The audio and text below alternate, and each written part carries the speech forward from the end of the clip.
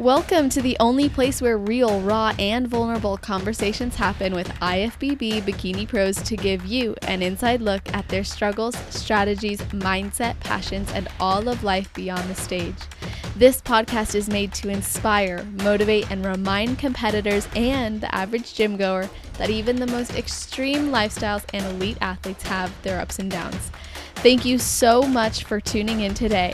I'm your host, Celeste Turk, and now it's time for the Confessions of a Bikini Pro podcast.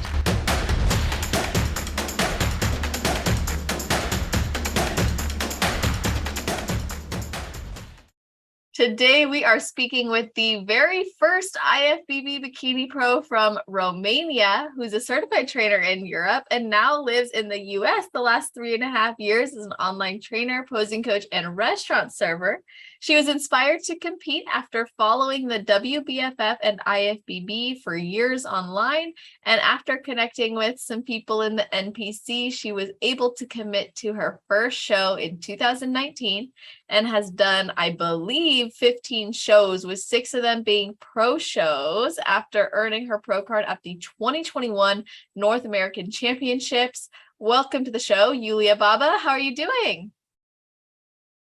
Hello, Celeste. Thank you so much for having me. I'm doing great. Nervous and excited. Good. I honestly, nervous energy and excited energy, they're all the same. And I'm just grateful you're here. Oh, thank you so much.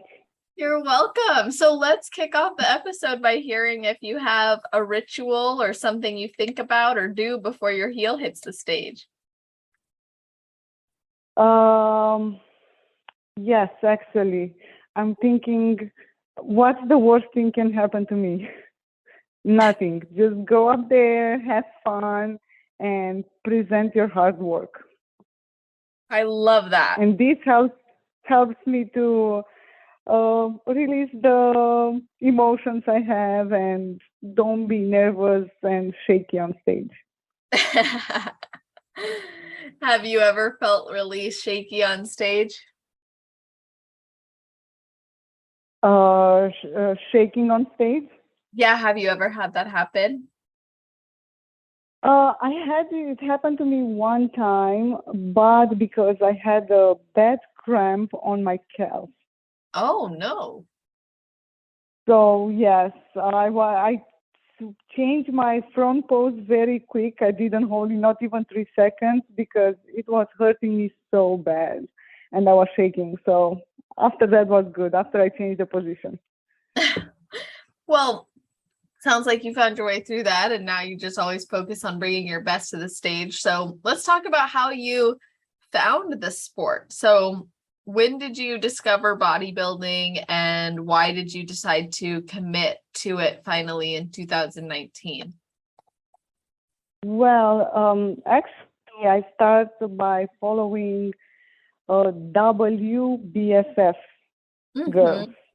And I loved everything about them, the way they look, the suits they had.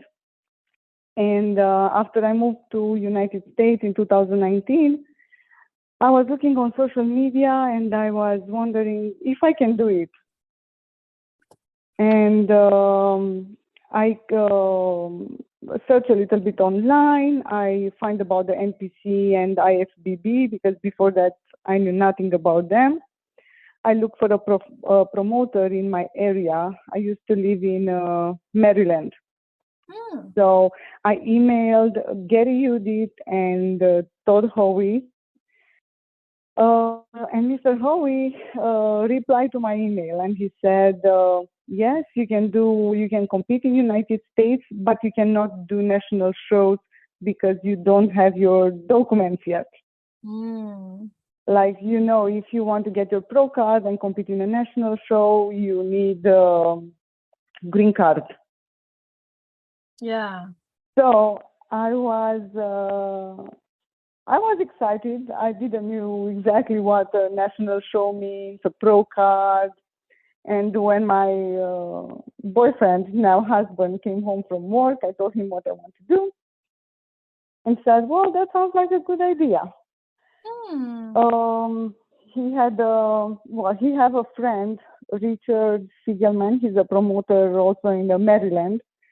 We asked him to recommend us a coach, a local coach, if he knows somebody. And he did. My first coach is Dave Pulcinella. He lives in Delaware. So I was checking with him every 2 weeks to make sure I can get on stage in a decent shape for my first time. So this happened, I think, in April. Yeah, April 2019. So we pick a show at the end of October. Actually, it's going to be this weekend again. And my body responds so good because I think I was a little bit homesick, and I need something to focus, to take my mind away from what I left back home in Romania, my family, my friends, and to don't miss them so much. Yeah. And in August, my coach, Dave, was, well, what do you think if we are doing a show this month, in a week actually, without a peak week, just to see if you like it, if you want to continue with this sport, and to get used with the stage. So we did my first show in August. I took first place in True Novice, first place in Novice, and third in Open. Wow. But not even now, I don't feel very confident with my English because of my accent and all that stuff. But then I knew more or less English than I know now.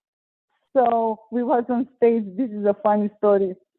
All the girls was on stage, and the judges was, all right, ladies, please face the curtain. So everybody did their back pose. I was still in my front pose, smiling, don't moving. My husband, my coach, my friend was, Iulia, there's no, face the curtain, face the curtain. And I was on stage. I wish you can see my reaction. I was, what? I bet. So everybody started laughing, and they show me their hands spin around. Oh. Yeah, so that was funny. I always think about that with international competitors, like the language gap there, and how it would take some learning and would be uncomfortable if you don't understand. Yeah, exactly. And if you are nervous, you don't even realize what's going on around you. Yeah. For me, even now, after 15 shows, if I step off stage and you ask me what song was playing, I cannot tell you. Me either. I'm not very good at that. Sometimes when I look at the videos, and I'm like, oh, I like this song. Yeah, totally understand. Yeah, so that was my first show. I loved it. And we continued the prep for October for my initial show we picked. And there I took first place in my class. I missed the overall. And Wow. I told my coach, you know what, Dave, I would like to do another show just for fun. So don't be stressed at all. And just enjoy it. So I did another show at the beginning of November in 2019. And I took second place. But I had fun. Also, you can see on my body that I was more relaxed. I was enjoying little snack here and there. Yeah.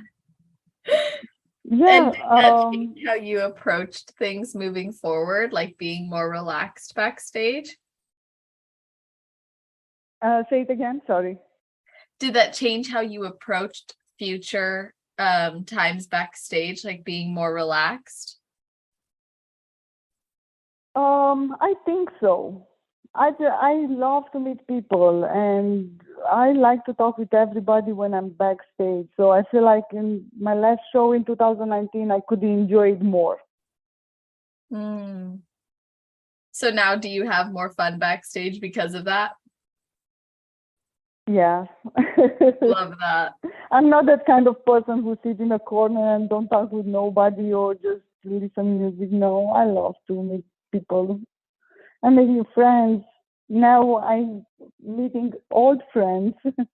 Yeah, that's so awesome when those things happen. And was it hard for you at first to connect with people because you weren't from the US, or did you find like it was still easy to talk and connect over bodybuilding? It was, people are curious, and they want to know from where you are. So I feel like Mhm. people at the beginning, I let people more to come at me. I didn't go to them to talk with them. Yeah, definitely. I'm not So, sure if I explained that. yeah, so people like approached you and then you guys were able to connect. Yes, exactly. That's awesome. And so then you had a really successful show, and that would qualify you, of course, for nationals. So when did you decide you wanted to compete on a national stage? In 2020. Yes, I got my pro card in 21. In 2020. So in 2019 at the show in Baltimore, I was the only competitor my previous coach had at that show. And backstage, I met three girls from the same team, and they was having such a great time, sharing food, sharing treats. Um, you could see they are more than just a team. They are friends.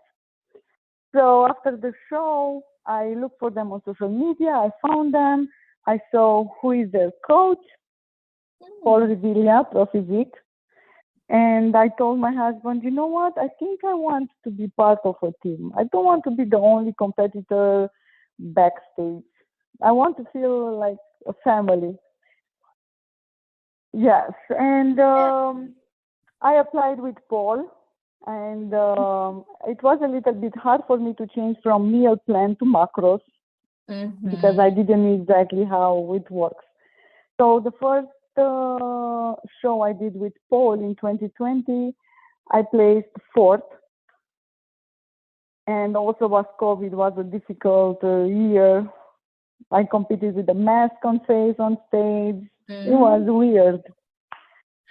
After that, we did another show, the same one I did in Baltimore the previous year. I took first place, and Paul asked me, "Hey, what do you think about a national show?"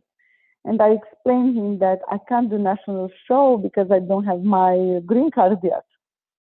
And he said, "You know what? In 6 weeks is Amateur Olympia in Orlando. What do you think?" I said, "All right, if you think I can do it, let's do it." So we did the Amateur Olympia in 2020, and I took first place in my class, and I missed the pro card by 1 point. The top three in overall was getting the pro card, and I placed fourth. Wow. Yeah, that was a little bit painful, but that's I'm okay sure. because it just pushed me. It gave me motivation to want more. Well, that's also very impressive for your first pro qualifying show. Yeah, thank you. Yeah, of course. So then Bec- what did you It, guys do it, from there to improve? so after the Amateur Olympia in 2020, I start my off season, and we was thinking to see what we can do next year.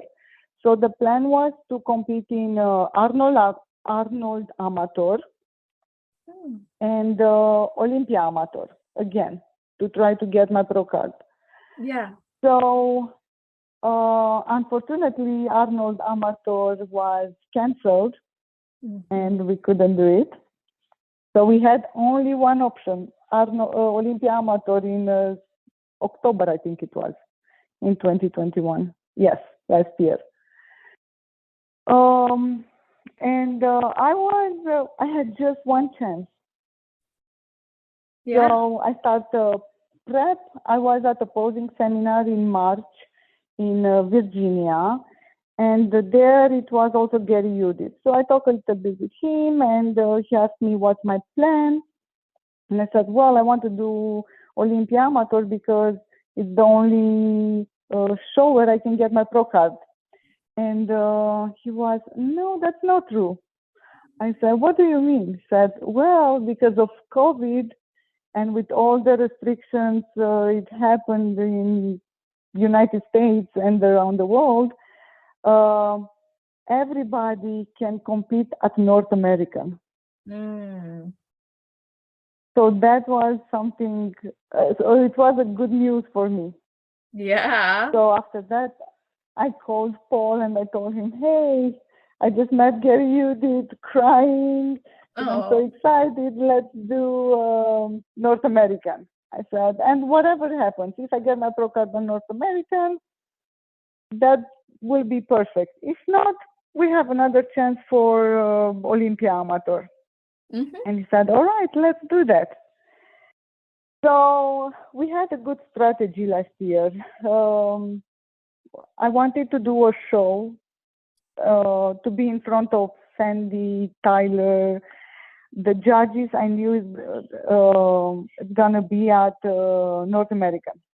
Yeah. So I text Paul and I said, what do you think if we are doing a show in Texas? I think Sandy is gonna be head judge there.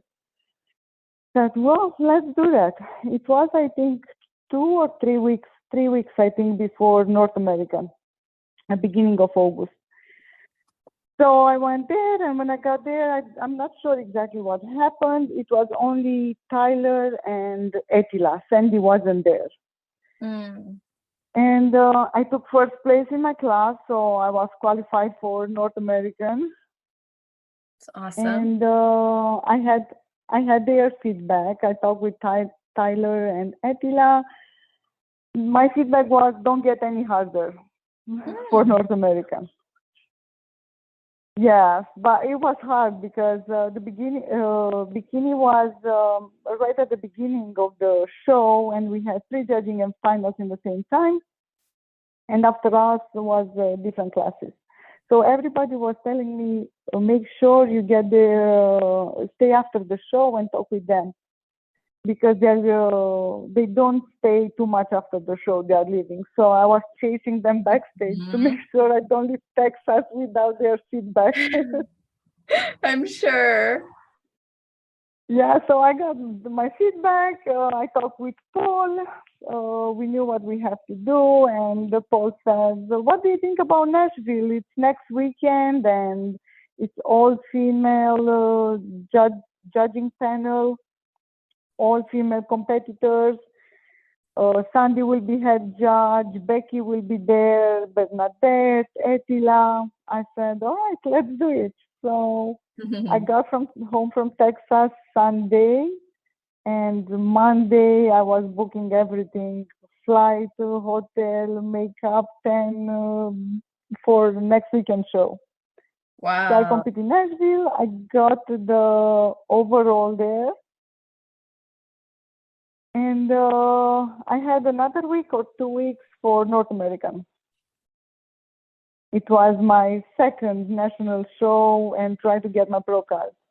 Yeah.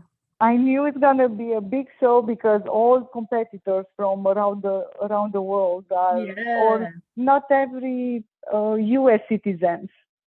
Also, girls without green card will be there. So I just got there backstage, and I texted my husband, "Oh my God!" And he was, "What happened? Your suit broke? Your shoe broke?" I said, "All these girls look so good. This is going to be such a hard show." He said, "Oh, don't stress. Just relax. You got this." And I don't know what happened. I got my pro card. But right now I'm looking at my IFBB pro card hanging on the wall, and I still can't believe it's mine. That's amazing. What was that moment like for you when you were awarded? They called your name. There were no more names to be called. You can't believe it's happening to you. Mm. You want it so bad, and when it's happening, you think, is it real?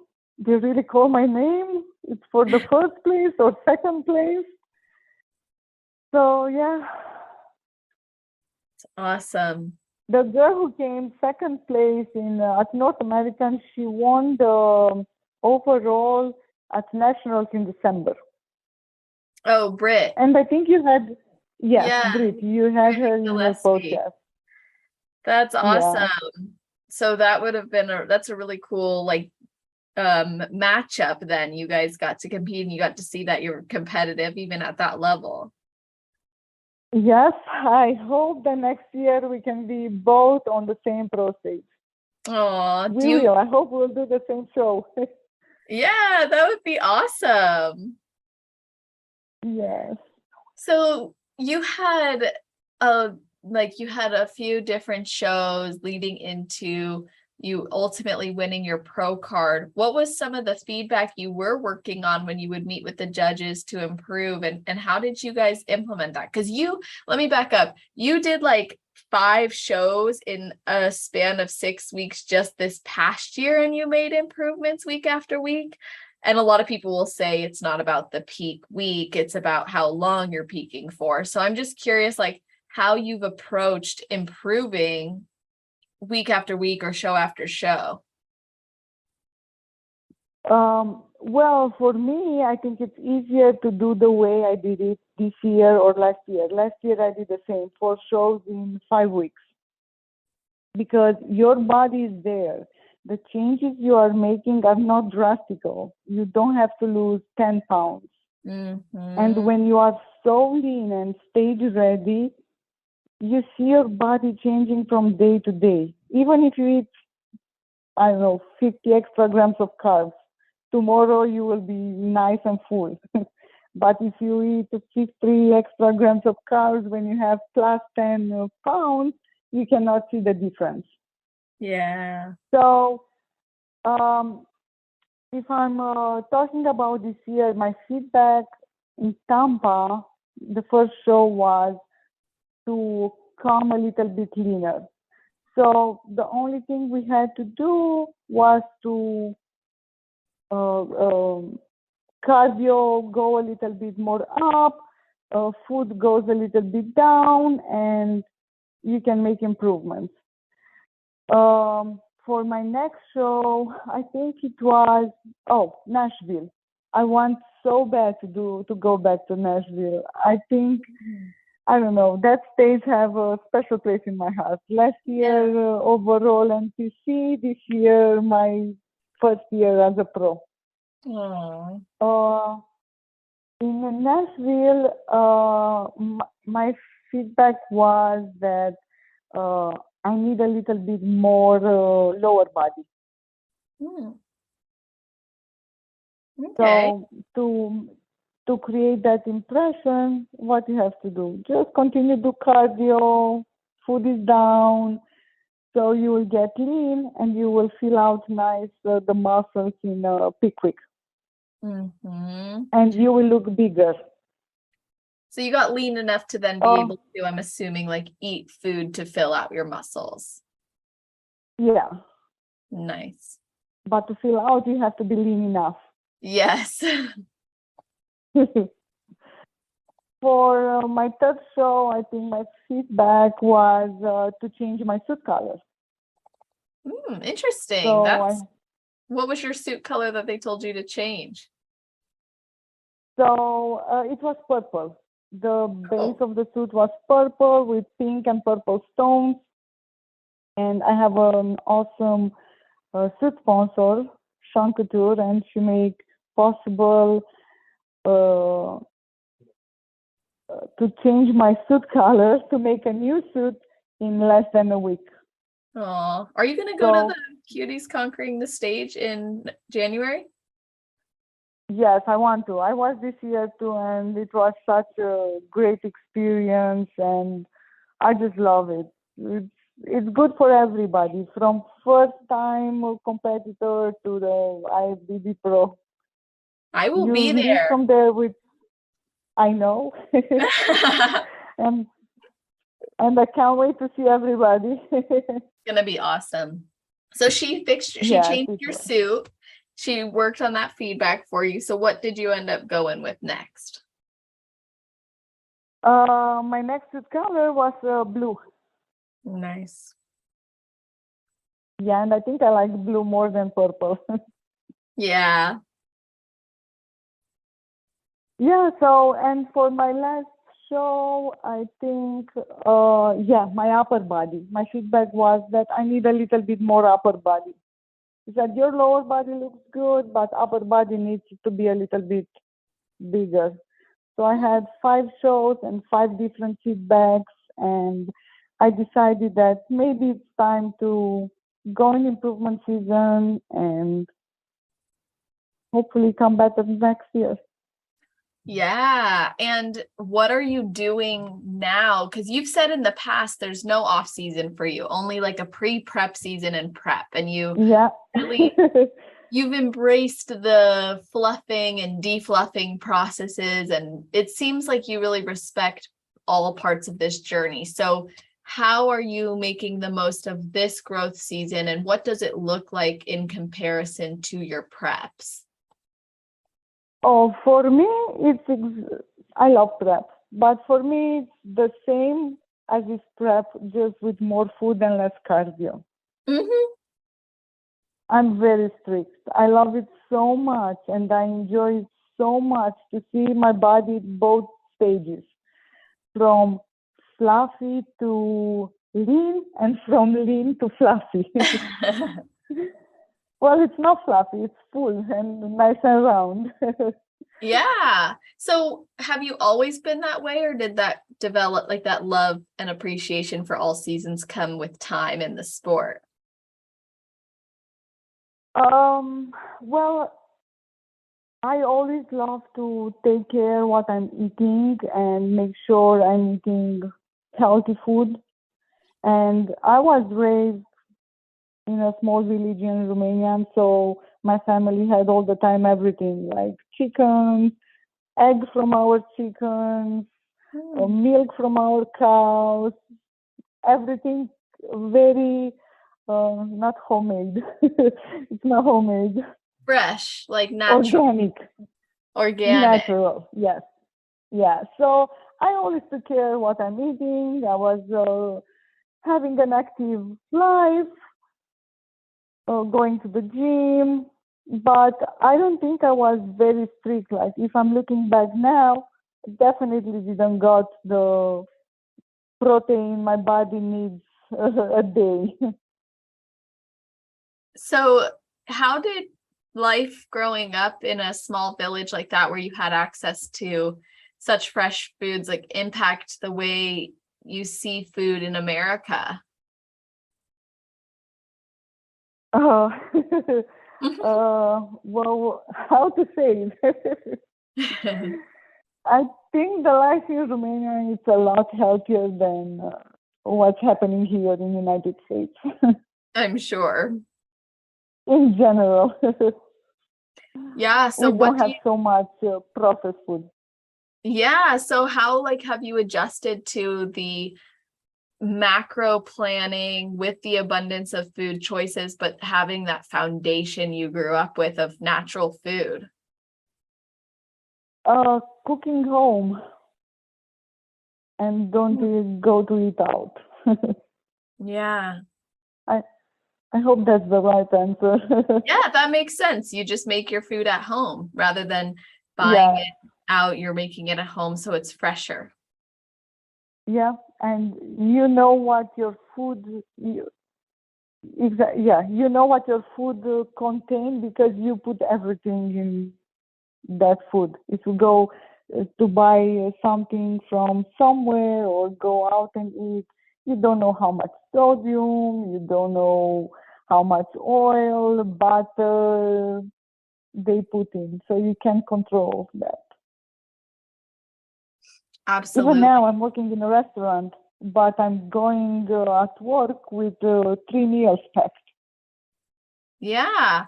And that's interesting point. I actually want to talk to you about your work in the restaurant. So you're on your feet a lot, you're moving around a lot, you're exposed to different foods. How do you manage your energy, or maybe things, I don't even know if you get cravings, but things like that while working in the restaurant and on prep? Oh, I do. I do get cravings. And I know the food we are selling is good. Yeah. But you just have to learn to say no. Hmm. Like, how bad do you want that bite? Is it worth it? And all my coworkers and the manager are very supportive. And they knew when I started the prep. So I told them, please don't offer me nothing. If you are eating something, don't feel bad that you are eating in front of me. Just don't offer me nothing. Hmm. So I'm sorry, But you feel like you don't want them to eat it in front of you? no. They are trying. They think they are trying to protect. They don't eat in front of me because they think I want to eat what they eat. And I told them, no. If I'm focused on something, you can eat in front of me, and I don't see you eating in front of me. Right. I'm the same way. I'm like, I Like don't you are care if not you here. eat whatever you want. I'm going to eat what I want. Exactly.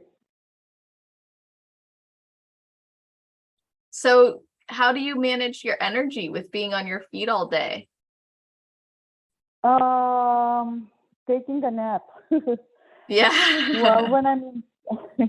when I'm in prep, and I had some weeks when my cardio was up to 2 hours a day.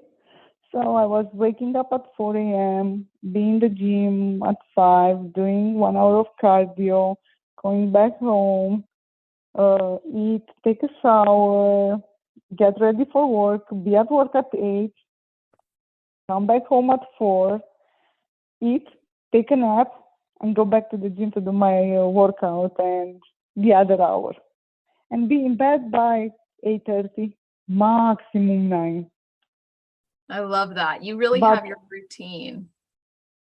yes, I do. And I was my uh, my time was very well scheduled. Like if I was spending, I don't know, 15 minutes more in traffic coming home from work, I was, oh my God, my nap is shorter with 15 minutes. I don't like that. So, you really like to live by your structure and your schedule. And when it's not perfect, exactly, it can be challenging, but you've really found what works for you. And that helps you to manage your energy. And it sounds like you prioritize the foods that make you feel really good. So when you're in your improvement season, it's not that different from a prep. It's just more food, less cardio. Obviously, like lines are fading, you get a little bit more fluff. But what I love is that you respect all sides of the process. And I think a lot of people neglect to respect the entire process. They're like, I just want to be lean, or Mhm. I just want to be thicker, or whatever. But it's like, it all matters. It all adds up. And what you do today will affect your results tomorrow. Exactly. You have to learn to enjoy every part of the process. I love to call it pre-prep because your body, it's not changing very much when you are in prep. You are getting leaner, yes, but all the improvements you have to make are happening when you are not in prep, Yep. in pre-prep. That's exactly right. And it's like the body you want to see on stage is not going to come out of nowhere. It's got to come from more food, less cardio, really taking the time to just build and focus on those improvements. Exactly. And the rest, to take your sleep and have enough time to rest is so important. Yeah. Have you ever found it difficult to step away from prep, or do you feel like all your seasons have been like the amount of time you want and for the amount of time that you want? Well, you know how it is when you decide to say, all right, it's time to go in improvement season. It's a little bit hard, but it's also it's good for you. It's hard because you don't travel, you will not see the friends you made through bodybuilding. You don't have you know how it is when you travel Yep. for shows. Yeah. So I much mean, it's like that big excitement high you and come down from. yeah, but I know that this is the right decision for me. So I wish I can do a show every weekend. And probably the body can do it. Well, not every weekend of the year, but the financial will be hard to do it every weekend. Yeah. Yeah, absolutely. It's a big commitment and you have other obligations and priorities. And plus, like you said, you're working on building that physique that's ultimately gonna be improved. And you've talked about how your biggest win, placings aside, is always in the improvements you see yourself make. And you're inspired by that and you're driven by the competition and being able to step on stage next to these other athletes. So you get to now have the opportunity to improve. And I'm imagining coming back feeling really good that you took this time off. Yeah, you will be proud that you took the decision to stop last year. Absolutely. Now, when you are approaching your like reverse, especially out of this past season where you did a lot of shows back to back, were you eating into the shows where your reverse diet started pretty high, or were you like still depleting into the show? Um, no, we was reversing into the show. That's awesome. So that probably helped you with your reverse diet after the season ended. It does, but you know how it is. You have to be very careful. Like Mm, right now, I was 112 pounds on my last show, and I'm 117, so I'm 5 pounds over my stage weight after almost 6 weeks. But when you have your last show, uh, you have to be very careful because you don't want to gain fat. You want to gain good weight, I like to call it, right. Yeah, healthy because weight you that's don't have you don't have any show coming and you don't have any food restrictions, but reversing is so important. mhm. And it's worth It's it. harder than the beginning of the prep. Yes, definitely. Agreed. It's definitely harder because you're also like you're basically still in prep, but without having that intense focus on being on stage. I think that's why it's important to have a strong mentality throughout your prep and make sure you get ahead of it. Like people who listen to this podcast probably know that I help people with their relationship with food and their body image. And I find that the competitors who I've worked with, like even in their preps leading into improvement seasons or vice versa, they end up doing really well Hmm. because they're bringing that mindfulness to their body, to their goals, to their food, irregardless of if they're stepping on stage. So it's important to have those consistent habits and mentalities too. Yeah, very important. Absolutely. So I wanted to ask you, you had mentioned your husband earlier, who at the time was your boyfriend when you decided to get into competing. How did you guys meet? Oh God, we met in 2017. I rent a room from him. Oh, really? So yes, I used to come as a J1 student. First time when I came in the United States was in 2014, and I fall in love. My first year in the United States was in Missouri. I don't know if you Wow. heard about, oh, probably you did heard about Lake Ozark because they had a TV show Right. Yeah, on Missouri is Netflix. actually really, I don't think it gets enough credit for the lakes there anyway. Oh my God, that lake is huge and it's so beautiful. So I hope I will have the chance to go back there. I love it.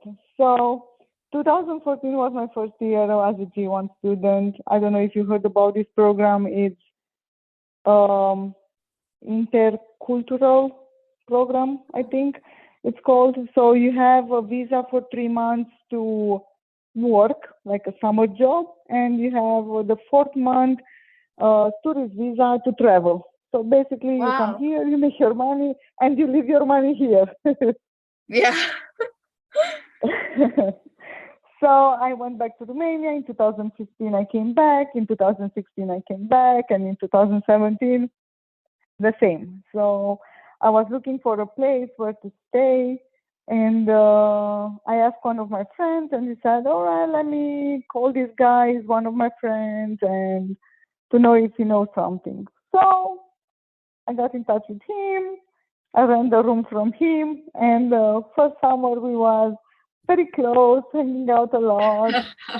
But none of us wanted to say nothing. Like, I'm very Mhm. emotional attached to you. We was both trying to keep it cool. Mhm. And in 2018, I came back. We became more closer than 2017. And when I left, it was very hard at the Yeah. end of the summer. So he promised me that he will come to visit me in Romania. He came in January 2019 to visit me for 2 weeks. He loved it. I had a very tight schedule for him. So every day we visit another city. He was waking up in the morning, go to the gym, and travel to Wow. the next destination. Sleep there, wake up, go to the gym, and like that, including one weekend in Rome, in Italy. Wow. All Yeah, I together? had the big plans for him. Were you guys dating at the time? Yes. Okay. Like, not officially.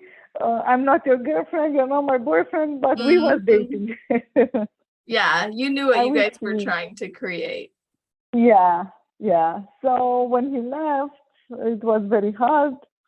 I bought my flight ticket for May to come here, and he said, you know what? Change your date.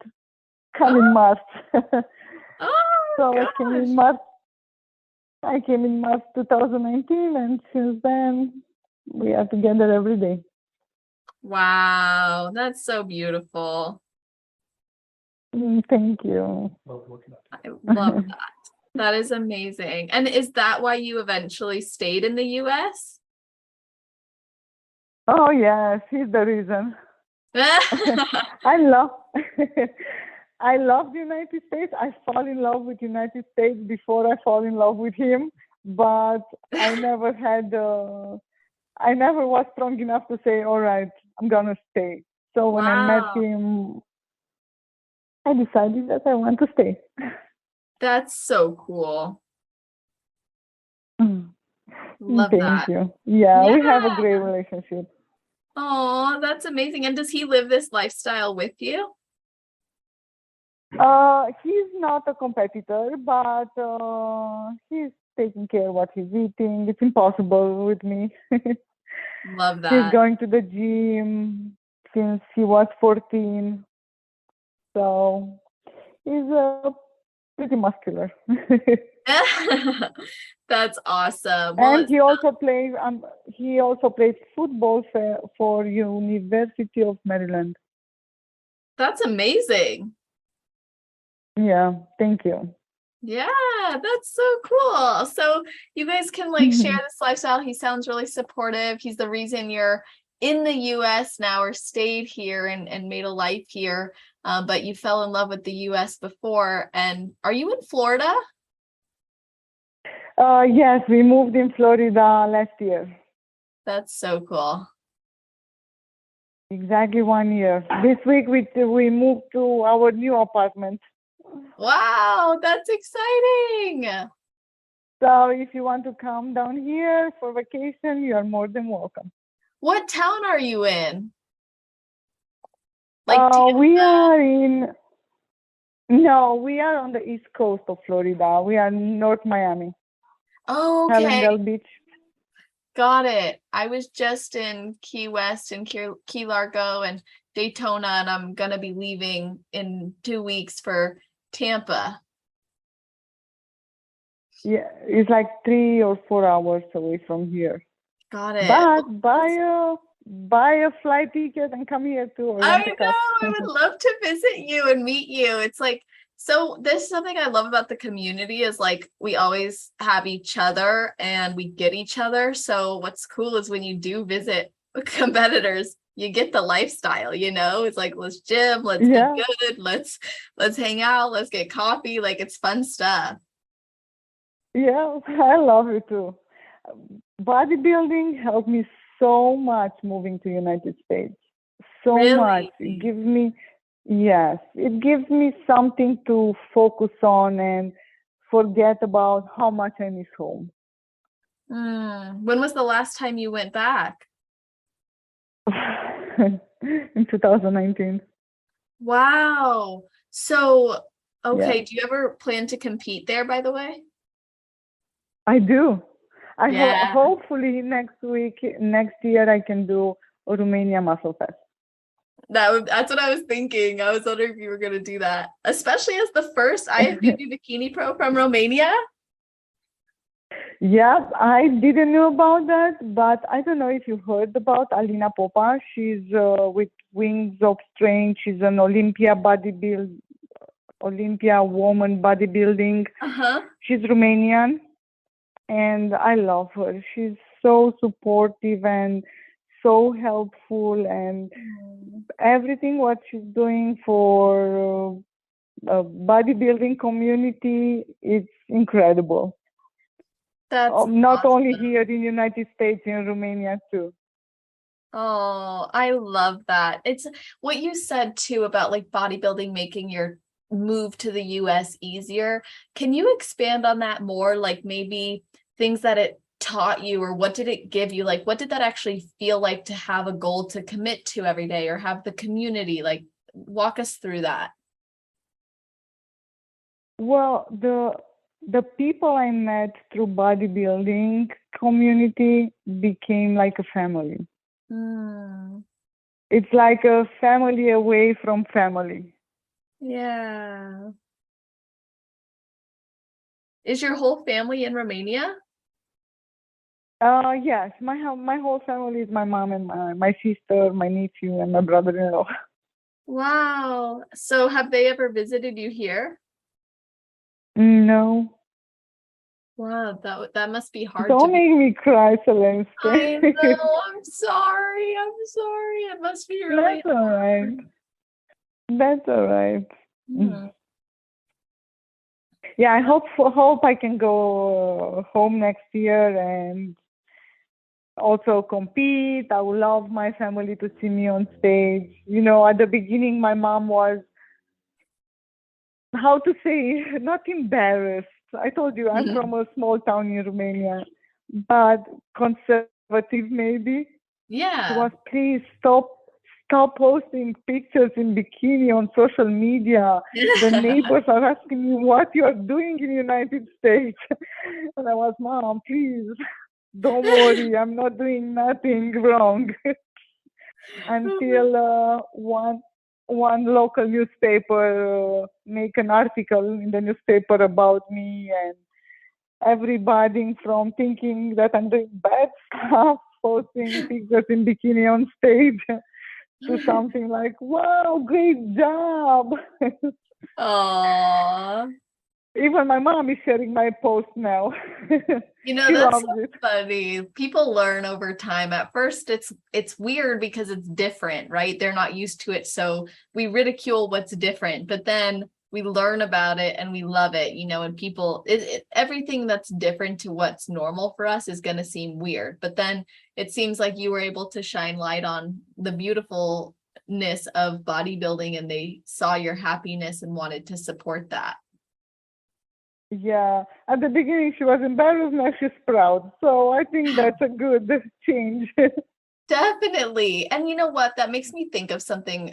When I was going through your page when we connected and wanted to have you on here and everything, I had seen, you make posts where you're like, it's nudity, not pornography. And it's about like really embracing and celebrating your body. So I'm curious, like, if you could expand on maybe that.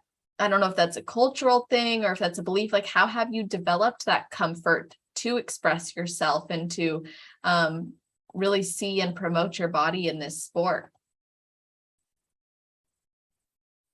How I see and promote my body to the sport. Mm-hmm. I think it's art. Yeah. That's how I see it. It's like a person who's painting. It's painting a beautiful landscape, or a person who like to work with wood or different material, sculpt, do a sculpture. Yeah. I hope I say it right. This is how I see um, us. This is what we are doing with our body. I think this is an art, to be able to shape your body the way you want. The Love mental discipline. Absolutely. So you see the body as a representation of art and discipline and commitment. Exactly, Celeste. If my English Mhm. is bad, you help me to put everything perfect. Oh no, are you kidding? I'm literally just reiterating what you're saying. You're doing amazing. It's awesome that you've been able to communicate so clearly with English being your second language. And I think we all speak the language of bodybuilding at the end of the day, right? Exactly. It's really amazing. And like you said, we come together through this and we can support each other. And now you have competed in the IFBB Pro League, as we were talking about, and it's been a great journey so far. You've made a lot of improvements along the way. And you yourself have actually been doing posing coaching too, right? Yes, I have a few NPC girls I'm working with, and I love it. I So cool. love that I'm able to help new competitors. I'm thinking to post. I see a lot of girls posting their first time posing videos. I think I Yeah. should share mine, because I wasn't even breathing when I was doing my first posing session. Oh man, it's so funny how things evolve over time. Like I look at my first posing video on stage, I'm like, why? Why did I do any of this? It's embarrassing. I know, but it's also funny, right? It's so funny. We It's all honestly good. It's humbling. we also start somewhere. Mm-hmm. Did you Exactly. post yours? Oh, I posted it. I did actually. Yeah. Okay. All right. I I made a wanted to make a reel of deal it. with you, but I will have to post mine now. I'll send you the one that I did. Okay. So something I noticed that you do is, or maybe you used to do, I don't know, wanted to ask if you still do it. Do you still do like a weekly yoga challenge? Right now, no, because I stopped when when I had a crazy schedule in prep, and the lady who was doing the yoga challenge, I don't know what happened with her. She stopped to post the challenge, but I thought it's so funny. I'm not a yoga person. I like more active activities. But it was so funny to try to pose with to do the challenge with my husband, because oh my god, he's not flexible at all. I'm not flexible, but he's worse than me. And we just had fun. It's not something I was doing like uh, perfection, just for Yeah, fun. that's awesome. Now, did it help your posing at all? No, no, I don't think so. Because I told you, I didn't practicing. It was just for fun. Let's try to see if we can to do this challenge. That's I it. I love it. think that what helps you is the practice. Yeah, I And agree. even if you don't have time to practice, just imagine yourself practicing. Like that's Mm, what I'm doing, and I think it helps. Waiting in line at the groceries, staying in traffic, and I just imagine myself, oh, what if I would bring my elbow a little bit more in front? So when you had the chance, you have the time, or you are in front of the mirror, you can apply what you are thinking about to see how it looks on you. I love that. So you really use the time that the extra time you have to visualize yourself on stage or posing or practicing and seeing how things might feel or look and doing it like mental rehearsal. Yeah, yeah, That's and awesome. practice as much as you can. I love that. Now, have you found different ways to modify your posing to bring out your best look, especially now with more time on the IFBB stage? Unfortunately, I don't think this year I focused too much on posing, Hmm, to be honest, yes. I For like my pro routine, especially because I don't, I don't know what happened. My food sponsor also helped me with some posing tricks, and I was sending her some videos, and she was giving me critiques. Sean, yeah. Sean Couture. But I don't think I don't think I give too much time to my presentation this year. Do you regret that? No, it's a lesson learned, I like that perspective. and it's definitely something I have to work more for my next season. Definitely understand that. There's been times where I'm like, oh, I spent so much time on this, and this, but if I had maybe done this more, I wonder if it would have made a difference, or if I had caught this sooner, but it's not a regret, it's just a lesson, like you said. Yeah, it's just a lesson. This is how we learn, right? If we are Yeah. doing everything perfect, Right. If we're not where we want to be, it means there's still something to learn and improve on. yeah, exactly. So, what do you want to achieve in the IFBB Pro League? What do I want, or Like, what are your goals say it as a again? competitor? Oh my God. You know, when you are an NPC, you just want to win your show. You just want to win the overall. You just want your pro card. Mhm, When you mhm. are in IFBB, what do you want? Just to The be on Olympia Olympia. stage, right? Yeah, So that's the goal. Everybody, every competitor, IFBB competitor goal. If it's somebody who said, no, I just want to get my pro card and win one show. So what winning that show means? hmm Going to Olympia. So that's what we all want. Yeah, I mean, I do know some pros who don't, but I would say the majority do. Yeah.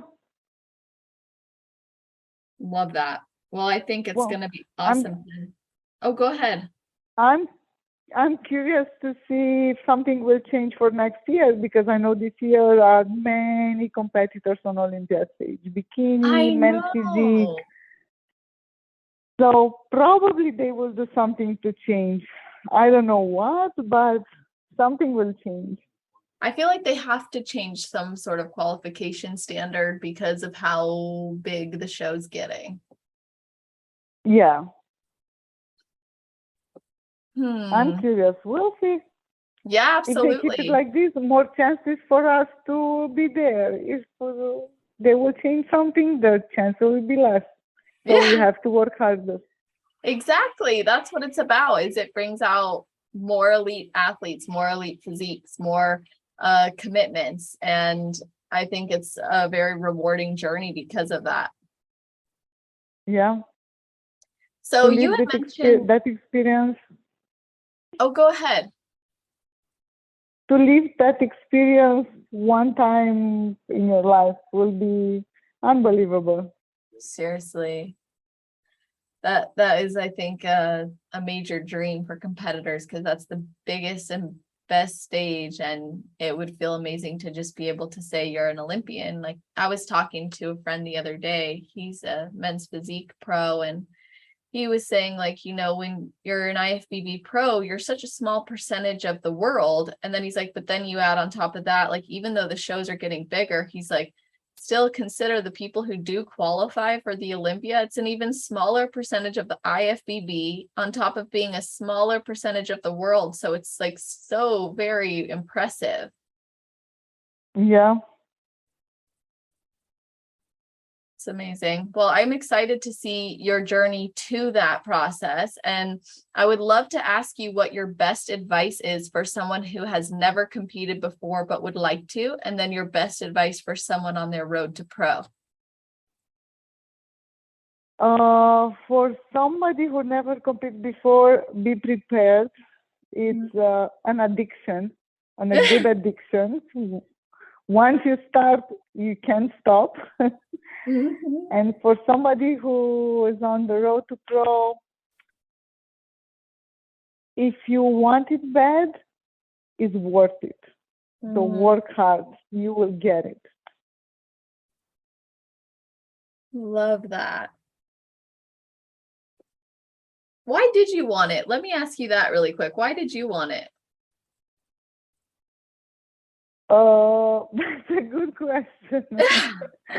Uh, well, I told you when I started competing, like 2 years before I got my pro card, I don't even knew what's the difference between NPC and IFBB. Right. So I think, I don't know. That's a good question. You Well, caught me off guard. That's how I'm you sure say I did. it. Well, I know earlier you said, Because oh, go ahead. it's your next. It's like when you have a career. Doesn't matter in what area in this life. You are on a position for 1 year, for example, and you work hard. It's like a promotion.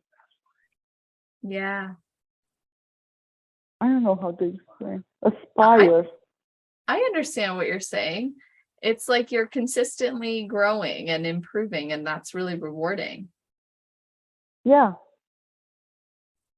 It's Love. when I start competing, I never thought that I'm gonna be IFBB pro. But I'm very competitive, and when I find out about IFBB pro car, I like that. Let's play. It's amazing. Well, I'm very excited to watch your journey, and I want other people to be able to watch it, to connect with you, maybe even reach out with further questions or to work with you. So can you let everyone know how they can do that? Sure. They have they can find me on social media, Facebook or Instagram. My name is actually Iulia, Iulia_Baba, but all Americans are calling me Lulia. So Well, I if you think are because the looking I for, and the L look so similar when they're capitalized. yeah, if you're looking on NPC News Online, you can find me Iulia Baba, or you can find me Lulia Baba. So Interesting. that's why I changed my Instagram too, so people can find me by Iulia or by Lulia. Smart. Amazing. Well, I will put that in the show notes page. You guys, that's always on celestial.fit/podcast. If you're listening right away, it'll be at the top of the page. If you're listening in the future, scroll down to the category section, which is alphabetized, and you won't only see the links, but you're also going to see a full breakdown of the episode. You'll see episode timestamps, so you can go back to particular points of the episode, and you can see a topic list, so everything we covered, and then you can share that with your friends and teammates and let them know why they should listen. But before I let you go, do you have anything you want to say to the Romanian competitors who might be tuning in and want to get some extra love from you? Sure, I can say something in Romanian. Mult succes tuturor competitorilor care mă urmăresc și abia aștept să particip la o competiție acasă alături de voi. Mulțumesc. And do you want me to translate? Yeah, I would love that. I said, good luck to all the competitors who are following me on my journey. And I can't wait to be back home and compete on the same stage with you. Oh, that's awesome. I love Thank that. you, and I really can't wait. Oh, that's so beautiful. Thank you for sharing that and leaving them with that message. And I just have really appreciated your time and talking with you. It's been awesome. Thank you so much, Celeste. I'm very happy and honored that you invite me in your podcast. Oh, of course. You're so welcome. And to everyone listening, I hope you have an amazing rest of your day, night, or morning, wherever you are in the world while you're listening to this episode